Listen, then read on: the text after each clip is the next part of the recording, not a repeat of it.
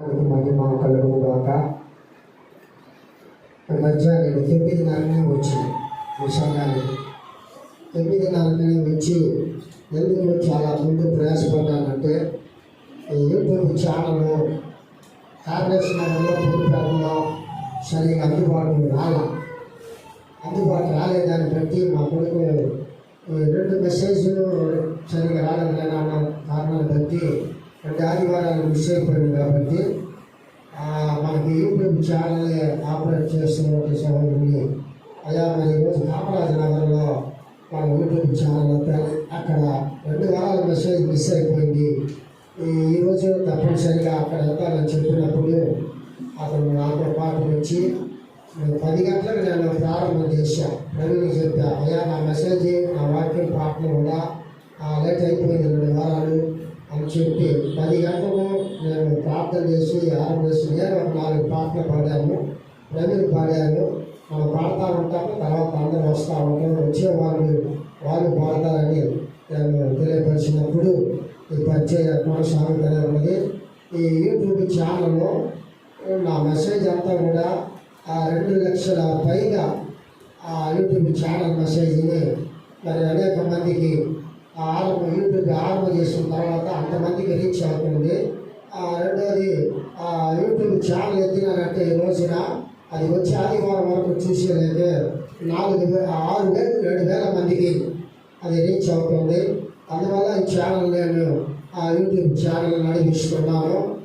రెండోది ఈరోజు మీకు ఎత్తే బట్టి పరిచయ నెట్ అయిపోయిన కారణాన్ని బట్టి ఈ మెసేజ్ అయిపోయిన వెంటనే మా కొడుకు వైబ్రెంట్స్లో కనెక్షన్ చేస్తాడు. వైబ్రెంట్స్లో కనెక్షన్ చేసిన తర్వాత మీ కాడ మీ టీవీలలో నెట్ కనెక్షన్ ఉంటే మీ టీవీని ఆన్ చేస్తే అది బాగా మరి టీవీలో కూడా మీరు చూడవచ్చు. లేకపోతే వాట్సాప్లో మీ యూట్యూబ్ ఛానల్ని ఎంకేఎల్ బ్యాప్టిస్ట్ సంఘము అని కానీ మీరు ఓపెన్ చేసిందంటే యూట్యూబ్ ఛానల్లో మరి ఆ వాక్యాన్ని అందుబాటు వస్తుంది. ఇప్పుడు చాలా సంఘాలలో నేను పోయే సంఘాలన్నీ కూడా యూట్యూబ్ ఛానల్ తప్పనిసరిగా మరి అందుబాటు అవుతూ చేస్తున్నాను.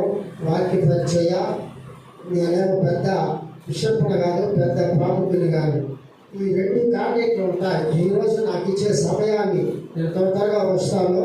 అందులో ఫస్ట్ కాంటాక్ట్ మాట్లాడేది ఏంటంటే సాతాను అనుగ్రహించు ఫలం.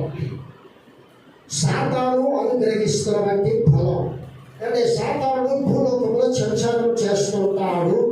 ఆ సంచారం చేస్తున్న సందర్భంలో అతడు ఏం చేస్తాడంటే సాతానుడు అనేవాడికి ఒక ఫలం ఉంది. ఆ ఫలాన్ని కూడా మనుషులకు అందుబాటు చేస్తాడు. సో ఆ సాతాను ఫలమును మనం ఎదిరించుకోవాలంటే, ఎదిరించగలిగి నిలబడగలంటే దైవ ఫలం కావాలి. ఏమి కుమారు సాతానుడు మీద ఏడ్చిను చేసి సాతానుడు పడగొట్టి, మంత్ర ప్రభావం పడగొట్టి, శాంతవాళ్ళను పడగొట్టి, అసుస్థమైనటువంటి సమాధానం లేకపోతే బిడ్డలను విడిపించడానికి దైవీకమైనటువంటి ఒక ఫలం ఆ శిరస్సు మీద దేవుడు అభిషేకించబడ్డాడు. ఇది చాలా శ్రేష్టమైంది. ఈ రోజుల్లో సేవకులు ఉన్నారు, మంచిదే. దానికి మళ్ళా మీకు జవాబులో వస్తారు. ఇప్పుడు కాంటాక్ట్ మాట్లాడేది ఏంటంటే సాతానుడు మొదటగా నిష్క్రమించి జరుగుతుంది. చాలామంది పాస్టర్లు ఉండవచ్చు, చాలామంది సేవకులు ఉండవచ్చు, నేను ఉండవచ్చు, బిషప్లు కలిగిన వారు ఉండవచ్చు, చదువు సాంప్రదాయం కలిగిన వారు ఉండవచ్చు, హైలైట్ కలిగిన వారు ఉండవచ్చు, ఎట్టి ఛాయలు కలిగిన వారు ఉన్నా కూడా ఆ సాతానుడు ఎదిరించగలిగినటువంటి ఒక పరిచయ చాలా శ్రేష్టమైంది. అది ఈ సాతానుడు ఏం చేస్తున్నాడంటే చదవబడిన లేఖనములో ఆ 10వ వచనములో దుర్నీతిని పుట్టించి సమస్తమును మోసము చేయ నశించు సాతాను అనుగ్రహించు ఫలాన్ని అనుసరించుతున్నాడు. గమనిస్తున్నామా? ఈరోజు క్రైస్తవులం అంటున్నాం, సేవకులం అంటున్నాం, దేవుడి ప్రజలం అంటున్నాం, సంఘాలకు పోతున్నాం. అయితే దేవుడు ఏం చేస్తున్నాడంటే సాతానుడికి ఒక ఫలాన్ని కలుగజేస్తున్నాడు. ఆ సాతానుడికి ఫలం కలుగజేసేటప్పుడు కూడా ఆ సాతానుడు కూడా యేసు ప్రభుతో వచ్చి యేసు ప్రభుని ఆడించాలని, పూజించాలని, యేసు ప్రభుని తన వంశంలో తీసుకోవాలని ఎంతో కంటలు పెట్టాడు, ఎంతో ప్రయాసం పడాడు. అదిగా మధ్య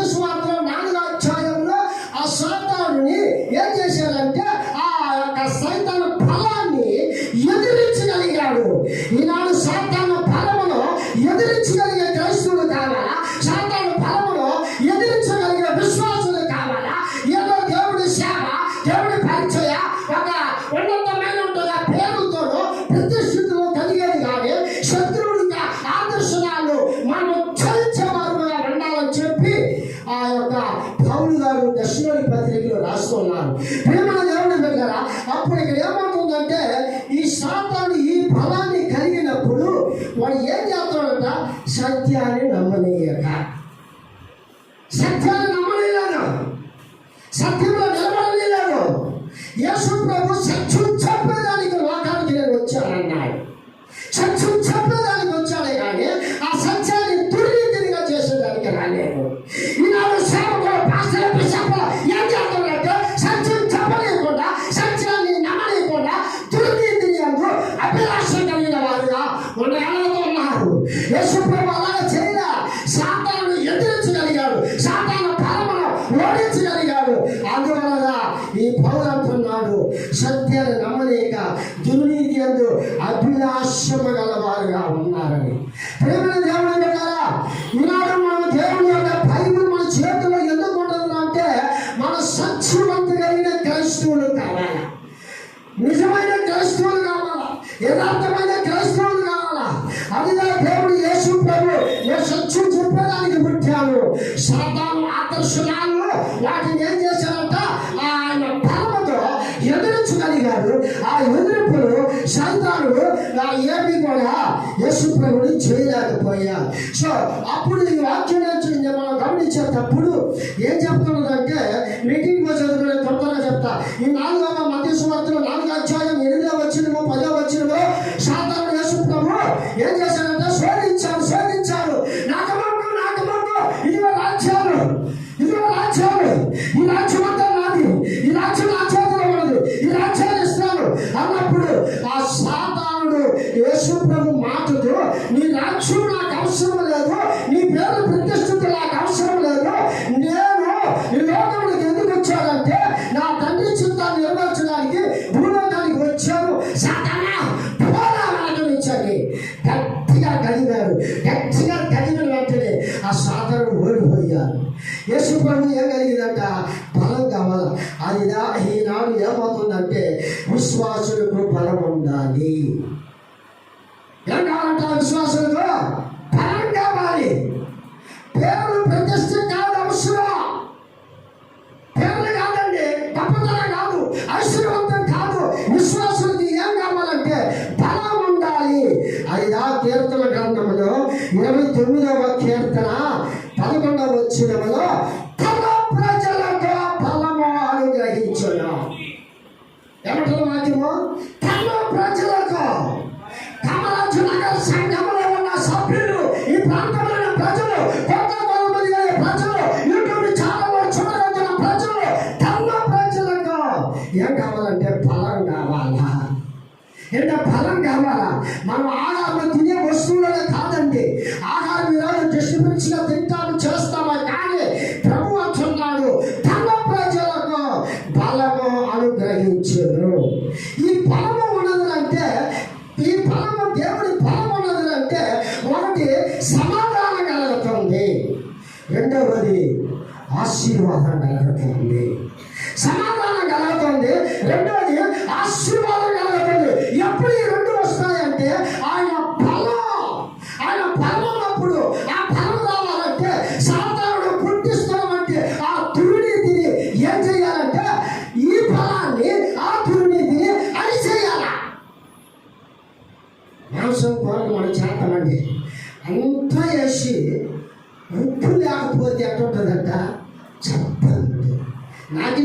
నాకి చూసి ఉప్పు తక్కువైతే ఇక్కడ చేస్తామంట ఉప్పు వేస్తాం. ఆ ఉప్పు వేసినప్పుడు అది రుచికరంగా ఉంటుంది. అప్పుడు ఈ సాతానుడు మానవుడి జీవితంలో, విశ్వాసుల జీవితంలో ఊహించేటప్పుడు ఏమవుతుందంటే ఆ బలం, ఈ దైవికమైన బలం ఉంటే ఆ బలం ఏమవుతుందంట, ఈ శత్రువులు కలిగినటువంటి సాతానుడు వెళ్ళిపోతాడు. వీడు వెళ్ళిపోయిన తర్వాత మన కుటుంబంలో సమాధానం, మన జీవితంలో సమాధానం, మన ప్రచారానికి సమాధానం, మన హృదయానికి అభివృద్ధి, ఆనందం కలుగజేస్తుందని చెప్పి ఈ బైబిల్ రాశాడు. తర్వాత యెషయా గ్రంథంలో 40వ అధ్యాయం, యెషయా గ్రంథం 40వ అధ్యాయం 31వ వచనంలో నూతన బలం. ఏం బలం అంట, నూతన బలం. ఏంటి నీకు నూతన బలం కావాలి. ఈరోజు ఎన్ని కుమారు ఏది పడితే అది మాట్లాడను,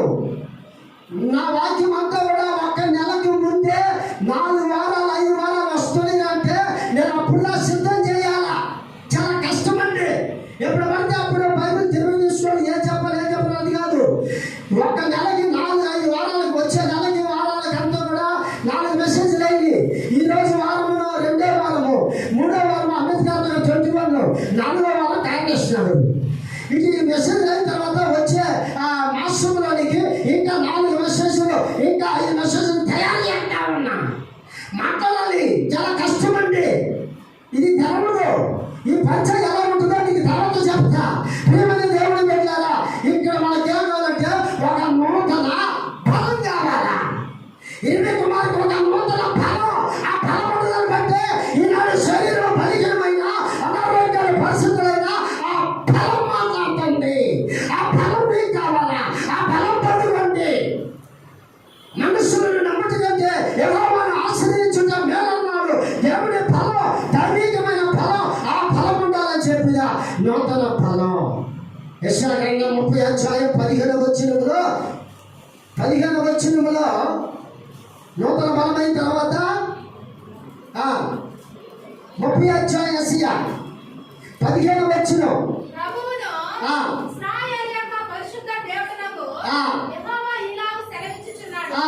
మీరు మరలి వచ్చి ఊరకుండుట వలన రక్షింపబడతారు. మీరు ఊరకుంటే నమ్ముకొనుట వలన మీకు బలం కలుగును. అయ్యా కాదు, మీకు బలం కలుగును. ఏమంటే బలం కలుగును. కూర్చునిగైన మీరు యూట్యూబ్ ఛానల్లో చూడగల సోదరులు, విశ్వాసులు ఏం కలుగుతుందంటే, మీరు మరలి ఊరికొచ్చి కూర్చుని వల్ల మీకు ఏం కలుగుతుందంటే బలం కలుగును.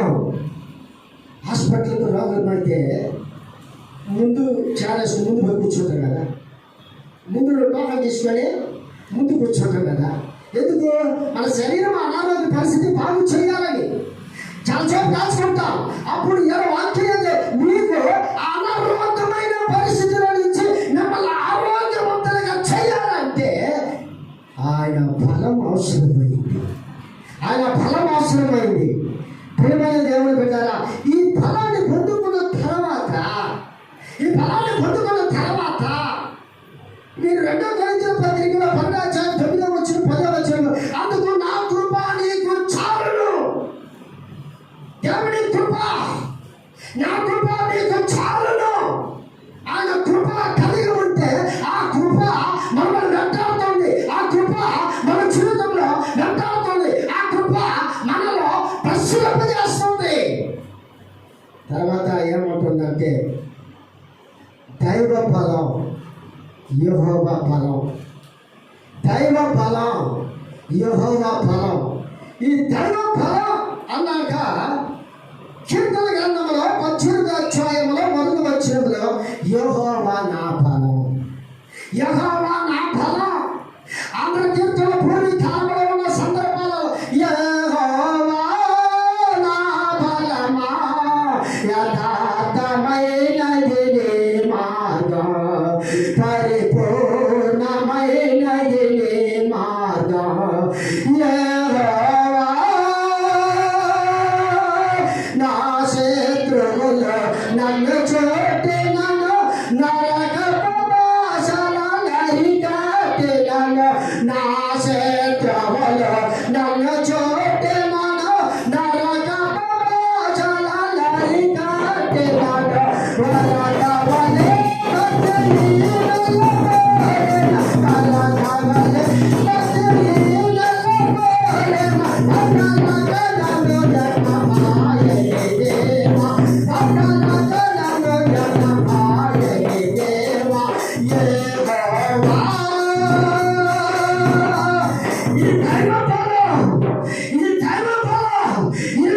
మాట్లాడుతుందంటే నా అంతటా నేను మాట్లాడను. దైవికమైనటువంటి బలం నా శిరస్సు అభిషేకములో ఉండి 33 కోటి అవయములో శరీరం బలహీనమైన, ఆత్మ బలహీనమైన దైవికమైన బలముతో శత్రువుల మీద యాచమాడుతున్నాను. మంత్రాల ప్రభావం మీద యాచమాడుతున్నాను. సాతాను అదర్శనాలు పడగొడుతున్నాను. సాతాను భక్తమైన బిడ్డలను బిడ్డల కలిగిస్తున్నాను. ఒకవేళ నేను కానీ దుర్నీతి ఎందు పుట్టించి సత్యాన్ని జరిగించలేకపోతే సైతానుడు 20 కుమారుడికి కొట్టి పరాశేషం. సైతానుడు 20 కుమారుడికి కొట్టి పరాశేషం.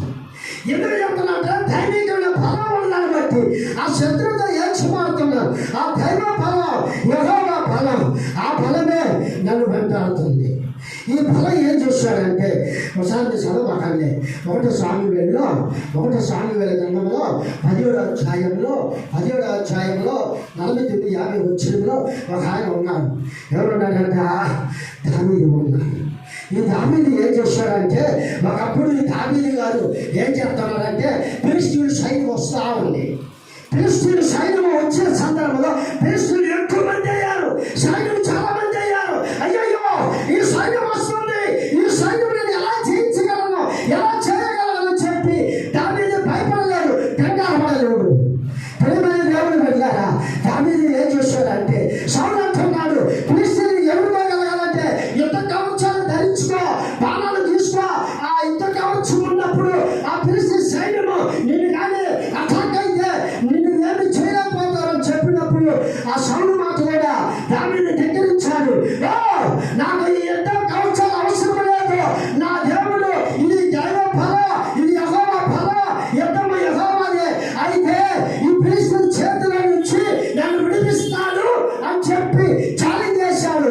ఆయన దేవుడి ఫలం పొందుకున్న దాన్ని బట్టి వెళ్ళాడు. ఫిలిష్తీయులు వస్తున్నాడు, ఏం చెయ్యాలా, కంగారు పడుతున్నాడు, పోయాడు, ఏటిలో నడిచిపోతున్నాడు. ఏంటంటే మన ఆంధ్రాలో ఈ గులకమ్మ సముద్రాలు ఉంటాయి కదా, ఆంధ్ర ప్రాంతంలో గులకమ్మ, మాకు అద్దె గులకమ్మ ఉంటుంది. ఆ గులకమ్మలో పోయి నడిచి ఊరు తప్పుకొని పోవాలా. అందులో దావీదు గారు వెళుతున్నాడు, సంచి తగిలించుకున్నాడు, కాళ్ళు తొక్కినప్పుడు ఎన్ని 5 రాళ్ళు దొరికింది అంట. ఈ 5 రాళ్ళు దొరికాక ఈ 5 రాళ్ళు ఆ దావీదు యొక్క సంచిలో ఉన్నప్పుడు 5 రాళ్ళు పోరాటాలు జరుగుతున్నాయి. ఎవరు ముందు భావాలా దావీదు చేయలేగా ఏదో ఒక రాయి ముందు వచ్చేసింది. ముందు వచ్చినప్పుడు ఏం చేశారంటే ఆ ఫిలిష్తీయుల సైన్యాన్ని ఒక్క ఒడి చేతుల రాయి విసరగా ఫిలిష్తీయులు బాధపడిపోయారు. ఇది ఎక్కడ వచ్చిందంట, దైవ ఫలములో వచ్చింది.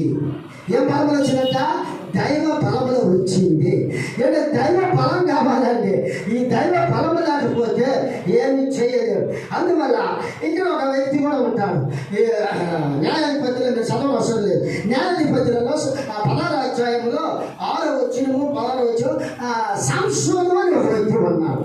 సంసోను ఒక వ్యక్తి ఉన్నప్పుడు సంసోను ఏం చేశాడంటే, మంచి ఫలం కలిగిన వాడు, మంచి పౌరుషం కలిగిన వాడు, దైవిక ఫలం కలిగిన వాడు.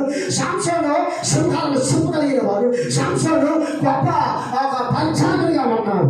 మధ్యలో వచ్చేసింది, తల్లిలో వచ్చి ఆహా ఎంత ఫలం వస్తుంది,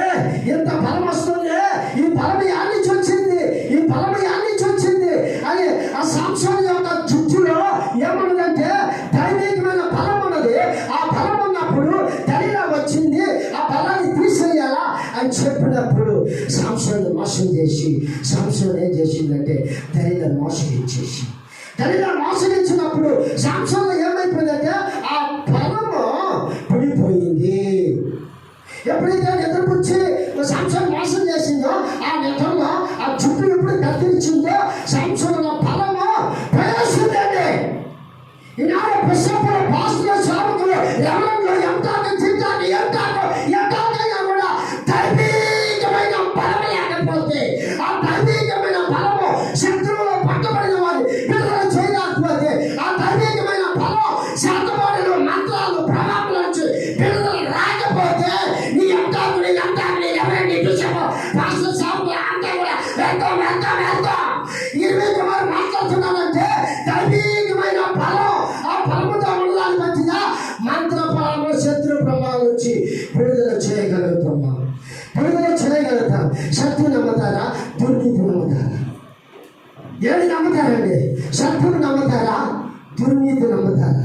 చాలా మంది సత్యం ఏం చెప్తున్నారంటే సత్యాన్ని ఎడని. ఇది ఆమోస్ అంటాడంట. ఆమోసు గ్రంథంలో 5వ అధ్యాయంలో 7వ వచనమంట ఈ సత్యం ఏమైపోయింది, సత్యము జ్ఞానం తొక్కేస్తుంది. ఇది ఏం చేయాలంట, అన్యాయం ఆడాలంట. న్యాయమును అన్యాయములకు మార్చి నీతిని న్యాయమున పడవేయ వాళ్ళారా అన్నాడు బైబిల్. అంతే కదా. ఆమోస్ 5:7 ఏం చెప్తుంది? న్యాయమును ఆ. అన్యాయమునకు మార్చి ఆ. నీతిని నేలను పడవేయి వారలారా. ఆ. ఆయన ఆ. హస్త ఋషి నక్షత్రములను చాలు చాలు. ఈయన ఏం చేస్తుండ్రు? సంఘాలు ఏం చేస్తున్నాయి? పాస్టర్లు ఏం చేస్తున్నారు? సేవకులు ఏం చేస్తున్నారు? న్యాయమును అన్యాయాన్ని మార్చేస్తున్నారు. సత్యాన్ని నీతిని ఏం చేస్తున్నారు? ఎవరికున్న నేలలో పడేసి తొక్కుతామన్నారు కాలుతో. పేరుకేమో గొప్పగా ఉంటారు, పేరుకేమో పాస్టర్లు, పేరుకేమో రెవరెండ్లు, పేరుకేమో బిషప్లు. ఏమవుతుందండి? న్యాయాన్ని అన్యాయాన్ని మారుస్తున్నారండి. ఎందుకు వారు న్యాయాన్ని అన్యాయాన్ని మార్చరు? సత్యం సత్యం చెప్తా, యథార్థం యథార్థంగా చెప్తా, న్యాయం కలిసిగా మాట్లాడతా. అందుకే 3 సంవత్సరాలు యూట్యూబ్ ఛానల్లో 2,50,000 మందికి రీచ్ అవుతా ఉంది. వాక్యం రీచ్ అవుతా ఉంది, వాక్యం చెప్పబడుతున్నది. నా ప్రియమైన దేవుడు విన్నారా? సత్యం చెప్పేదానికి యేసు ప్రభు పుట్టాడు. సత్యం చెప్పేదానికి, నీతిని ప్రకటించడానికి, యథార్థమును ప్రకటించడానికి 20 కుమార్ ప్రభు ఎన్నుకున్నాడని చెప్పి నా పేరు దగ్గర పిల్లము ఇర్మియా గ్రంథంలో 1వ అధ్యాయము 9, 10 వచ్చి 3 వచనాలలో ఇమిడిపోయినారు. 3 వచనాలు ఇమిడిపోయిందండి. అప్పుడు నాకు తెలియక 90వ సంవత్సరంలో సాతాను చేత పట్టుబడినప్పుడు, సాతానులో దుర్నీతిలో ఉన్నప్పుడు, సాగు బ్రతికిలో ఉన్న నన్ను, అపాయకరమైన సందర్భంలో ఉన్న నన్ను ప్రభు పట్టుకున్నాడు. ప్రభు పట్టుకున్న దాన్ని బట్టి 32 సంవత్సరాలు ఈ బైబిల్ పరిచయం, 32 సంవత్సరాలు ఈ సేవ ఎడవకుండా, ఈ సేవలో ఈ పరిచయంలో ప్రవచనాలు, దీర్ఘదర్శనాలు, ప్రవచనాలతో మాట్లాడుతున్నది. కానీ అయితే మీరు సత్యం నమ్ముతారా? దుర్నీతి నమ్ముతారా? చాలా మంది పాస్టర్లు సత్యాన్ని ప్రకటించేది, సత్యాన్ని తొక్కేస్తున్నారు, సత్యాన్ని ఎవరైనా. ఆమోసు 7వ అధ్యాయంలో 24వ వచనంలో ఏమైందంటే, 24వ వచనంలో 24వ వచనం ఏమైంది?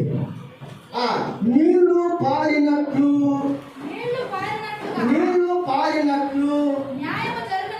న్యాయమును జరగనియండి.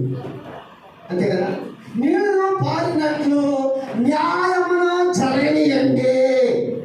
జరగనిస్తున్నారు సంఘాలలో, సమాజంలో జరగనిస్తున్నారా? దుర్నీతి ఎందు అభిలాషం కలిగిన వంటి వారుగా ఉన్న సాతానుడు అనుగ్రహించు ఫలం. ఎన్నికల్లో రావచ్చు సాతానుడు, పాస్టర్లలో రావచ్చు, విశ్వాసులలో రావచ్చు. అది దేవుడు సాతాను భూలోకానికి పంపిస్తున్నాడు. పంపించిన తర్వాత ఆ సాతాను యొక్క ఫలమును అనుగ్రహిస్తున్నారు. కానీ దైవికమైన ఫలాన్ని తీసుకుని ఆ ఫలముతో ఆ సాతాను ఓడించలేకపోతున్నారు. అందుకే పరిచయలు 2 కాంటాక్ట్ పరిచయలు ఉంటాయి. 2 కాంటాక్ట్లు పరిచయం ఉంటాయి. ఈనాడు సేవ చేయాలని వస్తారు, మంచిదే. పాస్టర్గా ఉండాలని వస్తారు, మంచిదే. సంఘాలను స్థాపించబడాలి అంటారు, మంచిదే. నేను ఎవరంటే నేను బిషప్ని, ఈ గురించి గురించి నేను తెగడం అంటారు, మంచిదే. 2 పరిచయ కాంటాక్ట్లు ఉంటాయి. పౌలు గారు చెప్పారు 2 కొరింథీ పత్రికలో 3వ అధ్యాయములో 8వ అధ్యాయము 8వ వచ్చినాను. మరణ కారణమగు పరిచయ రాళ్ళ మీద చెక్కబడిన అక్షరముతో సంబంధమైనది, మహిమతో కూడినాయను. అందుకే మోషే ముఖము మీద ప్రకాశింపుకుండిన ఆ మహిమ తగ్గిపోయినదైనను ఇశ్రాయేలీయులు దేవుని మహిమను తేరు చూడలేకపోయారు. ఇట్లా ఉండగా ఆత్మ సంబంధమైన పరిచయ ఎంత మహిమ గలది. గమనించండి. యూట్యూబ్ ఛానల్లో చూడగలుగుతున్నారు రెవరెండ్లారా, బిషప్లారా, పాస్టర్లారా, నా ప్రియ సోదరులు సోదరులారా, సంఘాలను స్థాపించవాళ్ళారా, 20 కుమారులైనా సరే, ఎవరైనా సరే, ఏంటి 2 కాంటాక్ట్ల పరిచయ. 2 కాంటాక్ట్ల పరిచయ. ఈ పరిచయం ఏంటంటే మరణకరమైన పరిచయ. అది నేపథ్యంలో ప్రార్థన, ఉదయానికి ప్రార్థన ఇచ్చారు. ప్రార్థించినప్పుడు నేను సేవకుల మధ్య మాట్లాడంటే సేవకులు కాంటాక్ట్లో ఏం మాట్లాడాలని చెప్పి 15 ప్రసంగాలు ఉన్నాయి. ఏదైనా సేవకుల మీటింగ్ అయినప్పుడు సేవకుల దగ్గర బట్టి పాస్టర్ దగ్గర బట్టి సేవకుల దగ్గర బట్టి పాటలు మాట్లాడేదానికి 20 కుమార్ దగ్గర అన్ని మెసేజ్లు సేవకులతో మాట్లాడడానికి 3-4 కండక్ట్లో ఉంటాయి. అందరూ కూర్చున్నారు. అందరూ కూర్చొని వెంటనే పాస్టర్ అన్నారు. అది ఆ పాస్టర్ ఏం చెప్పాలంటే, అయ్యా నేను పాస్టర్ కదా, మీరందరూ సేవకులు కదా, 10 నిమిషాలు మీ సేవల గురించి మాట్లాడండి. మీరు ఏం అబ్జెక్ట్ చేస్తున్నారో ఏం మాట్లాడుతున్నారో దాన్ని టిక్ చేసుకొని ఈ సేవకుడు కరెక్ట్గా మాట్లాడాడు అంతే కదా. నేను అన్న కూర్చోండి, జడ్జిలా కూర్చోండు. జడ్జి కూర్చున్నప్పుడు నేను మాట్లాడేటప్పుడు అందరూ మాట్లాడితే ఏం చేయాలా, దాన్ని టిక్ చేస్తా ఉంటుంది. ఎవరు బాగా మాట్లాడే ఎవరు బాగా త్యాగంగా చెప్పారు అది అర్థమైపోవాలా. అయితే పాస్టర్ ఏమంటారంటే అలాగో నేనున్నాను మీరు ప్రార్థన ఏంటంటే ప్రార్థనలో ఉపవాస ప్రార్థన, తర్వాత ఆల్ నైట్ ప్రేయర్, అదే దేశాల గురించి అన్నిటి గురించి అందరూ ప్రార్థనలే. ఈయన అన్నాడు అధ్యక్షుడు వహించాడు అంటారు.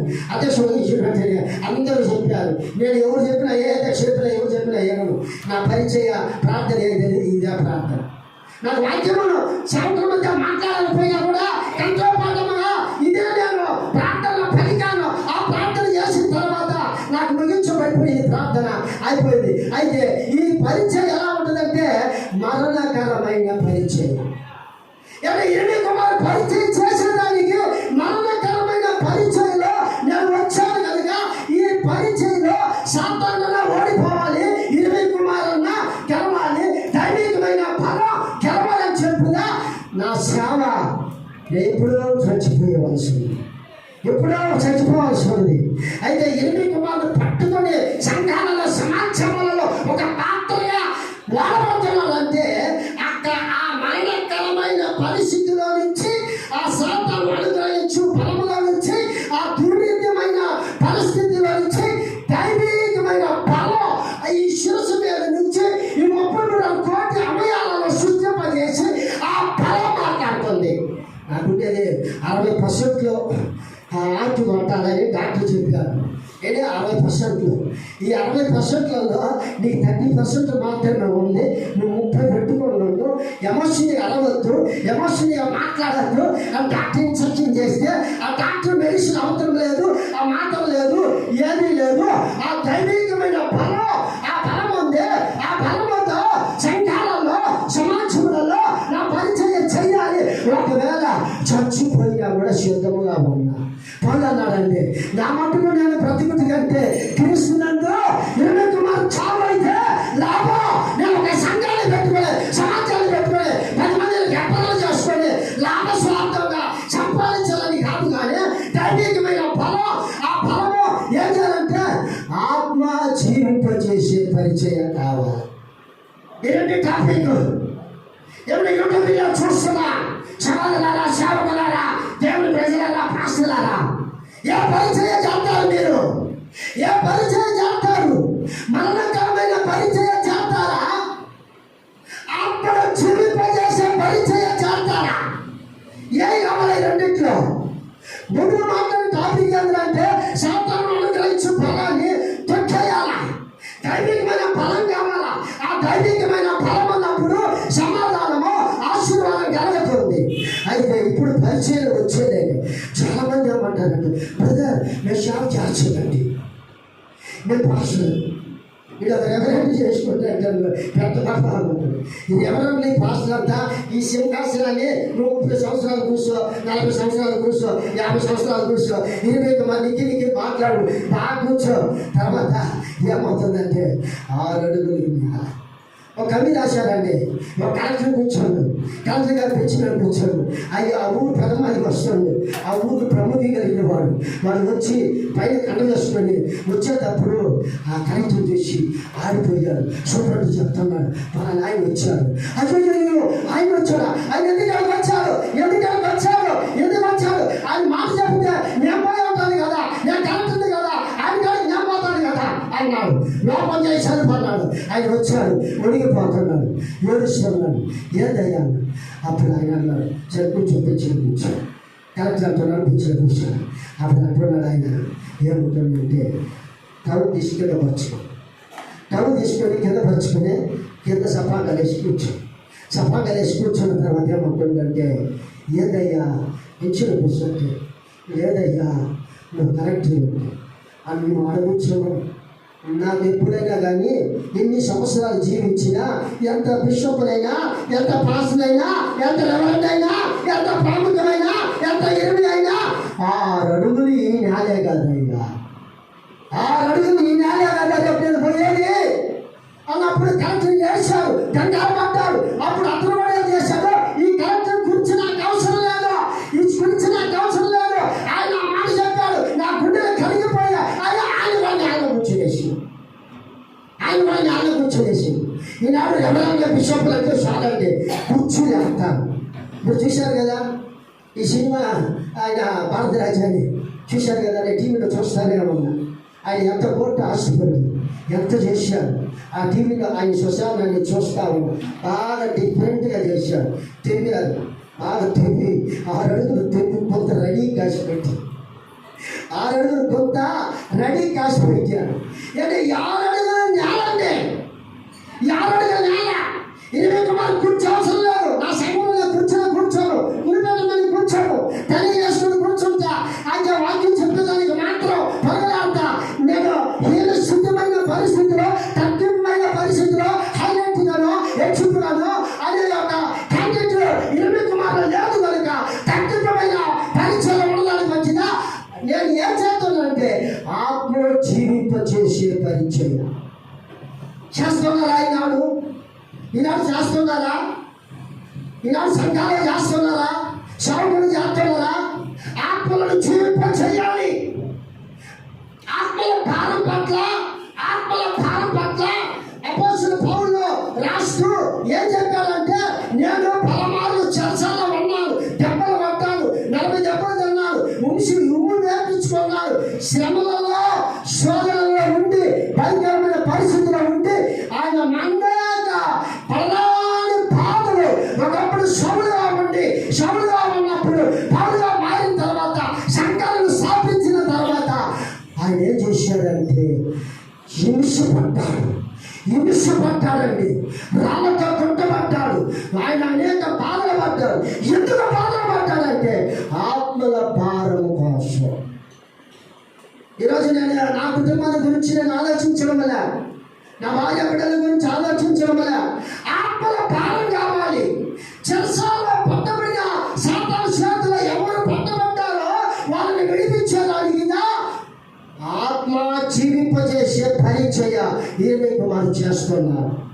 ఈ 2 పరిచయం ఏ పరిచయం చేస్తారండి? ఏ పరిచయం చేస్తారు?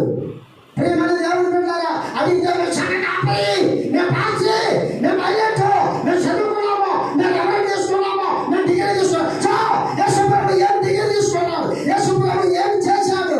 ఆయన పరిచాయకుడు పరిచయం చేసేదానికి వచ్చాడు, అద్భుతాలు చేసేదానికి వచ్చాడు, సత్యం చెప్పేదానికి వచ్చాడు, నీతిని పాటించేదానికి వచ్చాడు, దుర్నీతిని పుట్టించేదానికి రాలే. ఈనాడు దుర్నీతిని పుట్టించేదానికి సంఘాలు, సమాజాలు, పెద్దలు, పాస్టర్లు, సేవకులు తయారవుతున్నారు. ఇక చెప్పాలంటే తిమోతి పత్రిక 4వ అధ్యాయంలో అంటదంట, దైవ భక్తి గొప్ప లాభసాధ్యమైంది. దైవ భక్తి ఏమన్నంట? గొప్ప లాభసాధ్యమైందంట. ప్రేమని దేవుడు పెట్టారా? ఈ దైవ భక్తి గొప్ప లాభసాధ్యం కాదండి. యేసు ప్రభు గొప్ప భక్తికి లాభసాధ్యం కోసం రాలా. ఆయన వచ్చిన కాంటాక్ట్ ఏంటంటే ఆత్మలో జీవింపజేసే పరిచయ. ఈ 2 పరిచయాలు ప్రాముఖ్యం. ఏది కావాలో ప్రాముఖ్యం. కొంచెం నేను ఇక్కడ కూర్చోదాన్ని కూడా అర్హత లేదు. నేను వచ్చిన దానికి కూర్చున్నా, వాక్యం చెప్పేదాకా వచ్చేసా. ప్రేమన్న దేవుడు అన్నగారు కూర్చున్నంత అన్నగారిని అభినందిస్తున్నాను. ఎందుకంటే వయసునందు ఆయన అభివృద్ధి చెందడానికి కూర్చున్నారు. 20 కుమారుకి ఎప్పుడైనా కూడా సరే ఆ యొక్క ఐడెంటిటీగా నేను పాస్టర్ని, నేను బిషప్ని, నేను కూర్చోను. ఎలా కూర్చుంటాం? 30 సంవత్సరాలు కూర్చుంటాం, 40 సంవత్సరాలు. ఎవరు ఎదురైనటువంటి పాస్టర్లు, శాంపలు, సంఘాలు 20 కుమారు సాగుకు కూడా తెలబడ్డాడు. చచ్చినా పర్వాలేదు, ఆత్మలను జీవింపజేసే పరిచయం చేయాలి. ఎలా హైలైట్గా వచ్చి సేవకుల మధ్య మాట్లాడాలంటే నేను దానికి కాంటాక్ట్గా మాట్లాడతాను. ఏ పడితే అది మాట్లాడు. మనల్ని నమ్మరు. ఎవరినో ఒకరు తీసుకొచ్చి వాడికి 5,000, 2,000, 3,000 ఇచ్చి ఇది పాస్టర్ మీటింగ్ అయిపోయింది, సేవకుల మీటింగ్ అయిపోయింది. ఆ సేవకు తగినటువంటి కాంటాక్ట్ ఏంటంటే ఈనాడు మీకు యూట్యూబ్లో నేను మాట్లాడుతున్నాను, మీ మధ్య మాట్లాడుతున్నాను. ఈ 2 పరిచయాలలో ఏ పరిచయం కావాలా తీర్మానించండి. ఏ పరిచయం కావాలా? మరణకరమైన పరిచయం కావాలన్నా, ఆత్మలో జీవింపజేసే పరిచయం కావాలన్నా, దైవికమైన ఫలం పొందుకుని నీ కుటుంబంలో ఆ ఫలం వల్ల శత్రు సమూహాలని ఎదిరించగలిగి ఆ దైవికమైన ఫలం వల్ల సంతోషము సమాధానం కావాలి. ఏది కావాలండి? ఏది కావాలి? సంతోష సమాధానం కావాలి. సంతోష సమాధానం అన్నప్పుడుగా సంతోషమే సమాధానమే చెప్పనాశోకమైన సంతోషమే చెప్పనాశోకమైన సంతోషమే ఈ సంతోషమా నీకు కావాలా? ఈ సంతోషమా నీకు కావాలా? నేనే సోదరాతో రామ, నేనే సోదరాతో రామ, మోక్ష భాగ్యమా నీకు కావాలా? మోక్ష భాగ్యమా నీకు కావాలా? నేనే సోదరాతో రామ. ఎవరు పేరైనలో జీవ గ్రంథంలో కనబడలేకపోతే అగ్ని గ్రంథంలో 2వ మరణానికి పోతాడు. ప్రకటన గ్రంథాన్ని రాస్తూ 20వ అధ్యాయం 14వ వచనాన్ని 14, 15 వచనంలో ఎవడు పేరైనలో జీవ గ్రంథంలో కనబడలేకపోతే 29 పాస్టర్ అవ్వచ్చు, రెవరెండ్ అవ్వచ్చు, సర్వ సంప్రదాయం ఉండవచ్చు, అన్ని ఉండవచ్చు, ఏ ఉన్నా కూడా నీ పేరు జీవ గ్రంథంలో లేకపోతే అగ్ని గుండెలో 2వ మరణం. 2వ మరణం అండి. మొదటి మరణం రావాలంటే యేసు ప్రభువారు ఆ సాతాను అనుగ్రహించు ఆ ఫలాన్ని అనగదొక్కాడు. అనగదొక్కిన కారణాన్ని బట్టి సాతాను జయించాడు. ఆ తండ్రి యొక్క ఫలం, దైవికమైన ఫలం, ఆ ఫలాన్ని పొందుతున్నాడు. ఆ ఫలాన్ని పొందుకోవడానికి బట్టిగా ఆయన గొప్ప కార్యాలు చేసేదానికి సత్యము, నీతి, యథార్థ ఈ మూడు ఆయన కనుక్కున్నాడు. ఈ 3 క్రైస్తవుల జీవితాలలో, విశ్వాసుల జీవితాలలో, పాస్టర్ల జీవితాలలో, రెవరెండ్ జీవితాలలో సత్యము, నీతి, యథార్థ ఈ 3 ఉండాలా. రెండోది మేము పాస్టర్లమండి, మేము సేవకులమండి, మేము బిషపులమండి అనుకుంటున్నావు, మంచిదే. అయితే ఏం పరిచయం చేయాలని, సేవ చేయాలని వస్తున్నాము, చేయాలని తీర్మానిస్తున్నాం. గొప్పగా ప్రజల మధ్య బ్రదర్ శాస్త్రం బ్రదర్ అంటున్నాం. ఏ పరిచయం? మరణకరమైన పరిచయం అంటారా, లేకపోతే ఆత్మను జీవింపజేసే పరిచయం అంటారా? 8 కుమారులేమో 10 మంది శాతాలు ఎవరిని తీసుకొని అభిషేకించబడలా. నా దేవుడు నన్ను ఆ 10 సంవత్సరాలకు ముందే ఆత్మ చేత ఆయన అభిషేకము చేయి ఆయన మాట్లాడుతుండగా ఆ అభిషేకం దాన్ని బట్టి ఆ అభిషేకము ఈ శరీరంలో ఆత్మ బలముతో మాట్లాడుతున్నా. ఎవరైనా వాక్యంలో ఛాలెంజ్గా మాట్లాడతాను. ఎంత పెద్ద నాకంటే గొప్పవారైనా సరే, ప్రాముఖ్యం కలిగిన వారైనా సరే. ఈరోజు నేను మాట్లాడే టాపిక్ అంటే సాతాను అనుగ్రహించు ఫలం కావాలన్నా, దైవికమైన ఫలం కావాలన్నా. ఈ 2 ఫలాలు ఉన్నాయి. రెండోది పరిచయ మరణకరమైన పరిచయం కావాలన్నా, ఆత్మలో జీవింపజేసే పరిచయం కావాలా? ఏం కావాలా? ప్రేమైన దేవుని పెట్టాలా? కుమారు ఆత్మలో జీవింపజేసే పరిచయం, సత్యమును ప్రకటించే పరిచయం, నీతిని ప్రకటించే పరిచయం, యథార్థాన్ని ప్రకటించే పరిచయం. దుర్నీతి 20 కుమార్ దగ్గర మోసం చేసే సాతాను అనుగ్రహించే ఫలం నా కళ లేదండి. నా కళ లేదు. ఆ సాతాను నన్ను ఏమీ చేయలేకపోతుంది. ఎన్నెన్నో కుయుక్తులు త్వరగా నా కుమారుని చంపేసినా కూడా, నా కుమారుడు వెళ్ళినా కూడా 20 కుమారుడు లేడు, సేవ ఆగిపోతుంది, సేవ చేయలేడు అనుకున్నారు. అయితే ఆ సాతాను జయించగలిగి నా ఒక్క కుమారుడు చనిపోయినా కూడా 2వ కుమారుడు మనవళ్ళు, ప్రాణాలు, కుటుంబము అంతా దేవుడు ఆశీర్వదించాడు. ఇది ఇప్పుడు సంఘాలలో మీరంతా నా యొక్క సహోదరులు ఆడవాళ్ళు, నా అక్క చెల్లెళ్ళు, నా సహోదరులు. అందుకే మీ మధ్య ఆత్మలో జీవింపజేసే పరిచయాలు ఎక్కడా. నేను ఏ పాస్టర్ని నమ్మను, నేను ఏం పాస్టర్ అన్నాడే వాడికి వచ్చి కూర్చుంటా అయ్యా వందనాలు సార్ ఆ వందనాలు ఆ సేవకుడు ఆ పాస్టర్ పని అంతా నాకు తెలుసు చెప్తుంది. పందిల తింటా ముత్యాలు చాలద్దన్నాడు, పందిలో ముత్యాలు చాలద్దన్నాడు. ఏడే ఎంత భయంకరమైన పరిచయం అంటే తెలుసా ఇది, ఎంత భయంకరమైన పరిచయం. నేను సాగు బ్రతుకులో ఉన్నా పర్వాలేదని నా పరిచయం కొనసాగుతాను. నా భార్య అంటది నువ్వు ఎమోషన్గా అరవద్దయ్యా, సంఘాల లాభం అసేది నాకు నా ఎంత కాదు, పరిశుద్ధాత్మ దేవుడు అభిషేకం తాకుతాడు. ప్రవచనాలు, తిరగ దర్శనాలు, అభిషేకం. ఎక్కడ మంత్రం పట్టబడింది, ఎక్కడ సతమతం చేశారు, ఎక్కడ అనేక సమస్యలు ఉన్నాయి. సత్యం లేకుండా సంఘాలు సతమతం అవుతున్నాయా? సత్యం తెలియక దుర్నీతి చేస్తున్నారా? ఆ దుర్నీతిని ఎదిరించేదానికి ఇరవై కుమారు ఆత్మను జీవింపజేసే పరిచయం. నా ప్రేమైన దేవుడు పెట్టారా? ఇటు మధ్య నేను ఒక భూస్థాపన పోయానండి, మీకు తెలుసు, అక్కడికి తెలుసు. ఏమలమ్మా మన సంవత్సరం మీతో పాటు భూస్థాపన చేయాల.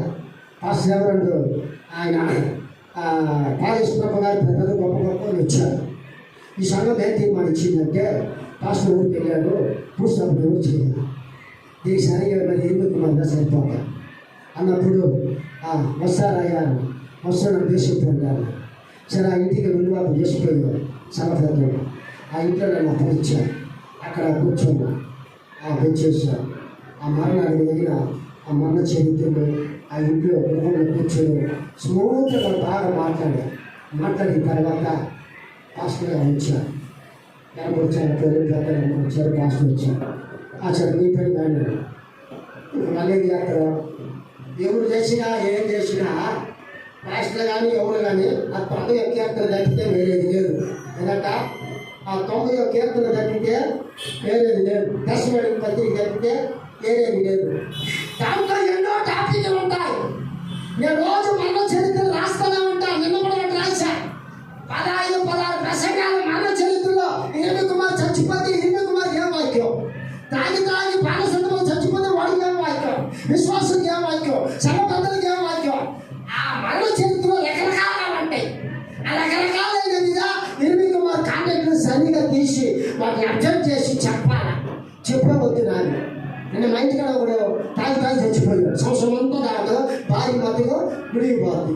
భార్య మటుకు ఆ కుటుంబంతా ఆడవాళ్ళందరూ పోతారు, మమ్మల్ందరూ ఈ మమ్మల్ందరూ ఇంట్లో ఉంటారు అన్నమాట. వాడు తాగి మంచాలు పడి సంవత్సరం అగసాట్లు పడి చచ్చిపోయాడు. ఈ చచ్చిపోయిన వాడికి నేను మన సంఘపోడు కాదులే, వాళ్ళు వేరే సంఘం డినామినేషన్ అయినా ఊళ్ళో ఉన్నా ఏది ఉన్నా నన్నుగా పిలుస్తారు, ఆ బ్రదర్గా రావాలని. సరే వీళ్ళు నేను వచ్చేలేకే ఆ పిల్లలు ఏం చేసిండు, వీళ్ళు ఏమో నీతి మంత్రిలాగా చేసిండండి. నీతి మంత్రిలాగా బాగా కైతరుకునే నీతి లేకుండా మంచి పోరాడి చేయబడ్డాను. నాకు నవ్వు వచ్చింది పోస్టులు వాడు చెప్తా ఉంటే. తర్వాత వీళ్ళు చెప్పేది మాస్టర్ చెప్పేది ఇదంతా పనికిరాదు అని చెప్పి, మీకు ఎప్పుడు మీరు పడాలి అని చెప్పి నేను పోయిన తర్వాత శవం కాడికి పోయిన తర్వాత శ్మశానంలో పోయిన తర్వాత అక్కడ మరి చేస్తున్నారు. చేసిన తర్వాత ఆయన ఒక మాట మాట్లాడి నాకు ప్రార్థన చేసి అయిపోయింది, అంతే అయిపోయింది. తర్వాత ఆదరణ గుడికి వస్తుంటే నాకు చెప్తున్నా, నేను కానీ ఆదరణ గుడికిలో మాట్లాడాలంటే ముందు నేను మాట్లాడాలా. వాడంటే మరి ఆ విధంగా పెట్టి మిగతా వాళ్ళు ఈ విధంగా ఉండకుండేదానికి సత్యం చెప్పాలా. ఆదరణ గుడికిలో నేను గంట సేపు మాట్లాడా, 9వ తారీఖున గంట సేపు ఆదరణ గుడికిలో మాట్లాడితే వీళ్ళు 1 గంటకు వస్తారు. ఆ సంఘం డినామినేషన్ పాస్టులు 1 గంటకు వస్తారు. 1 గంటకు వచ్చి కూర్చుంది. అయ్యా నెల పేసింది కదా, నా నెల పేసిందా అలా 3 రోజులు అక్కడ వచ్చి మళ్ళా ఒకే వాక్యం ఆ ప్రకటన కదా 20-12 చెప్పేసి 2 మాటలు చెప్పి అయిపోయింది. ఆశీర్వదించేసి ముగిచ్చేసి. అయితే గంట సేపు నేను ఆ మరణ చరిత్ర గురించి మాట్లాడింది ఆంధ్రలో నుంచి చాలా మంది వచ్చినప్పుడు అబ్జెక్ట్ చేస్తున్నారు. అది అబ్జెక్ట్ చేసిన ఆ మాటలు బట్టి దేవుని నామానికి మహిమ కలుగును గాక. మీరు మరలా ఆలోచించండి, మరణకరమైన పరిచయం వస్తారా, ఆత్మను జీవింపజేసే పరిచయం వస్తారా, ఏ కాంట్రాక్ట్లో కావాలో తీర్మానించుకోవాల్సిందిగా దేవుని పేరు తెలియజేస్తూ దేవుని నామానికి మహిమ కలుగును గాక. క్రీస్తులో